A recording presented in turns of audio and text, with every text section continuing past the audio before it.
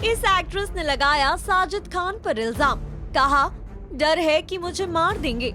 Sajid Khan big boss 16 का हिस्सा हैं। कई लोग बिग बॉस मेकर्स के खिलाफ हैं कि क्यों उन्होंने साजिद खान को शो में लिया, जबकि उन पर इतने इल्जाम लग चुके हैं। वहीं अब एक्ट्रेस कनिष्का सोनी ने खुलकर साजिद खान से जुड़ी शॉकिंग बातें बताई हैं। डालिए इस पूरे वीडियो पर एक नजर। मुझे मेरी फैमिली से भी और बहुत सारे फ्रेंड्स जो है फिल्म फ्रेटर्निटी से, उनसे ये पता चला है कि बिग बॉस में उसी प्रोड्यूसर डायरेक्टर को जिसके बारे में मैंने डिसाइड किया था, लोगों के बारे में, जितने भी लोगों के बारे में मैं डिसाइड किया था कि मुझे नहीं नाम बताना है, उसमें से एक डायरेक्टर जो है वो बिग बॉस में आए हुए हैं। मैं बिल्कुल उनका नाम नहीं लेना चाहती थी और ये नाम लेने से पहले मैं आपको बता दूं कि मैं इतनी डरी हुई हूं। मुझे ऐसा लगता है कि मुझे इसके बाद से इंडिया में आने से भी डर लगता है, क्योंकि ये लोग इतनी पावरफुल पर्सनालिटी है कि ये लोग कुछ भी कर सकते हैं। और हमारा जो लॉ है, इंडियन गवर्नमेंट है, मुझे नहीं लगता है कि वो हमें प्रोटेक्ट करना चाहते हैं, बिकॉज हमें प्रोटेक्ट कर सकते हैं बिकॉज वहां पर एक्ट्रेसेस, पुलिस जो है वो यही समझती है कि जो भी एक्ट्रेसेस है वो फेम के लिए, पब्लिसिटी के लिए आती है हमारे पास, और वो हमें बिल्कुल मदद नहीं करती है। तो मुझे ऐसा लगता है कि इनका नाम लेने से पहले मुझे बहुत डर भी लगता है, लेकिन मैं आपको बता दूं कि फिर भी आज मैंने डिसाइड किया है कि मैं आपको उस बंदे का नाम बताऊंगी। आप लोगों ने जितनी पब्लिसिटी दी है और उसे वो जगह दी है बिग बॉस में, जो वो डिजर्व नहीं करता है। इतनी सारी लड़कियों ने ऑलरेडी बयान दिया है। अब मैं आपको पूरी स्टोरी बताती हूँ कि हुआ क्या था। तो वो है, उनका नाम है साजिद खान। और साजिद खान जी से मेरी मीटिंग इसलिए हुई थी कि 2008 में जब मैंने 2 रियलिटी शोज किए थे, और रियलिटी शोज के, जैसे कि मैक्सिमम लोगों को पता ही होगा कि कोई पेमेंट नहीं होता है, और मुंबई में सरवाइव करने के लिए मैं एक कंपनी थी फिल्मी बॉक्स, जिसमें बहुत ही छोटे टाइम के लिए मैं रिपोर्टर थी, और मैं बड़े बड़े प्रोड्यूसर्स, डायरेक्टर्स के इंटरव्यूज लेती थी। इम्तियाज अली जी है, मोहित सूरी जी है, ऐसे बड़े लोगों के इंटरव्यूज लेती थी। और तब मेरा कॉन्टेक्ट साजिद खान जी से हुआ, साजिद खान जी नहीं, साजिद खान से हुआ। और मैंने उन्हें कॉल लगाया तो उन्होंने मुझे अपना इंटरव्यू लेने के लिए साजिद नाडियादवाला के बंगलों में बुलाया, जो कि यारी रोड पे है। और बालकनी में मुझे याद है मैंने उनका इंटरव्यू भी लिया था। उसी दौरान, क्योंकि मेरे करियर की शुरुआत ही थी 2007 में मैंने करियर शुरू किया। 2008 जुलाई या जून के आसपास मैं उनसे मिली थी। तो तभी मैंने उनसे कहा था कि सर, मैं यहाँ पर अपना एक्टिंग करियर बनाने आई हूँ और मैं एक एक्टर सिंगर हूँ, तो मुझे आपसे मिलना है, और एक्टिंग के लिए अगर आप मेरी कुछ हेल्प कर सकते हैं या मुझे अपनी मूवी में एक चांस दे सकते हैं।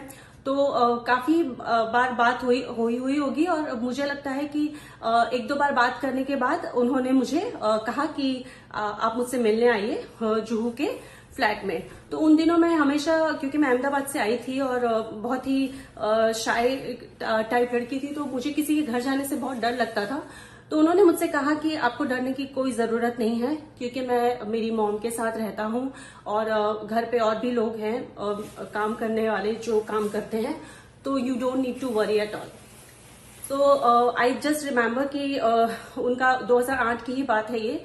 और उन्होंने कहा कि फिर मैं उनके घर पे गई, उनके बुलाने पे। मुझे लगा कि रिस्क तो लेना ही पड़ेगा अगर आपको फिल्मों में आना है, हीरोइन बनना है। तो मैं उस वक्त एक पोर्टफोलियो हमेशा होता है, जो उस वक्त ऐसा होता था कि आप अपनी पोर्टफोलियो की बड़ी फाइल कैरी करके जाते थे जहां पर भी आपको जाना है मीटिंग्स के लिए।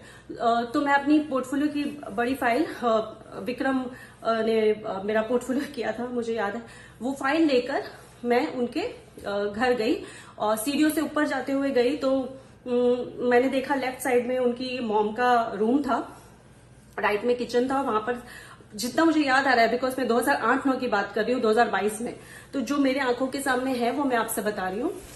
तो मेरे राइट हैंड साइड पे आई थिंक वो लोग काम कर रहे थे और किसी ने मुझे गाइड किया कि आप साजिद खान का कमरा अंदर है। तो मैं वहां गई उनसे बात करने के लिए। तो मेरे साइड में बैठे वो, उन्होंने मेरा पोर्टफोलियो चेक किया। हमारी कुछ बात हुई होगी कि क्या you know about me and about everything. And then he asked me to stand up. मैं खड़ी हो गई, उन्होंने मेरा फिगर देखा और कहा कि तुम परफेक्ट मटेरियल हो और मैं अपनी एक मूवी भी बना रहा हूँ जिसमें दीपिका पादुकोण को ले रहा हूँ, और ऐसी बात कुछ चल रही थी। और उस वक्त फिर I think he was talking about Housefull, जितना मुझे याद आ रहा है। और फिर उन्होंने मुझसे कहा कि तुम्हारा फिगर अच्छा है, हाइट, बॉडी, पर्सनालिटी है, सब कुछ है, तुम मेन लीड मटेरियल हो।